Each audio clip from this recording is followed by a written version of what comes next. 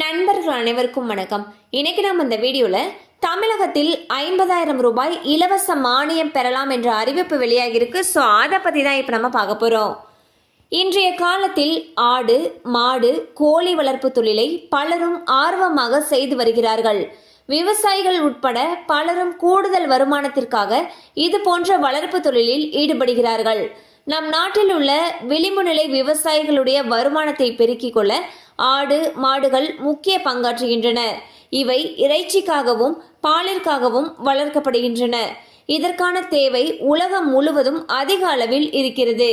2022 மற்றும் 2023 நிதியாண்டில் இரண்டாவது முறையாக தாக்கல் செய்யப்பட்ட வேளாண் பட்ஜெட்டில் நீடித்த நிலையான வருமானத்திற்கு ஒருங்கிணைந்த பண்ணையம் என்னும் தலைப்பில் பயிர் சாகுபடியுடன் கறவை மாடு வளர்ப்பு, ஆடு வளர்ப்பு, நாட்டுக்கோழிகள், தீவன பயிர்கள், மரப்பயிர்கள், தேநீர் வளர்ப்பு, மண்புழு உர தயாரிப்பு, ஊட்டச்சத்து காய்கறி தோட்டம் போன்றவை வேளாண் தொடர்பான பணிகளையும் சேர்த்து மேற்கொள்வதை ஊக்குவிக்கும் வகையில் ஒரு தொகுப்பிற்கு 50,000 ரூபாய் மானியம் வீதம் 15,000 ஒருங்கிணைந்த பண்ணைய தொகுப்புகளுக்கு வழங்கப்படும் என்று அறிவிக்கப்பட்டுள்ளது.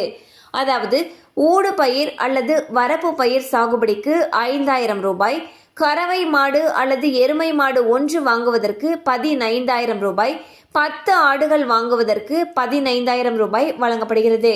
மேலும் கோழிகள் வாங்க 3,000 ரூபாயும், 2 தேனீ பெட்டிகள் வாங்க 3,200 ரூபாயும், கால்நடைகளுக்கு தேவையான பசுந்தீவனத்தை உற்பத்தி செய்வதற்காக 10 சென்ட் பரப்பில் தீவன பயிர் சாகுபடிக்கு 800 என 50% மானியமாக 50,000 ரூபாய் வழங்கப்படும் என்று அறிவிக்கப்பட்டுள்ளது. ஸோ பாத்தீங்கன்னா ஒருங்கிணைந்த பண்ணையம் என்ற தலைப்பில் பயிர் சாகுபடியோட சேர்த்து கறவை மாடு வளர்க்கிறது, ஆடு வளர்ப்பு, நாட்டுக்கோழிகள், தீவன பயிர்கள், மரப்பயிர்கள், தேனீ வளர்ப்பு, மண்புழு உர தயாரிப்பு மற்றும் ஊட்டச்சத்து காய்கறி தோட்டம் இதெல்லாமே அமைக்கிறதுக்கு அவங்க மானியம் கொடுக்குறாங்க.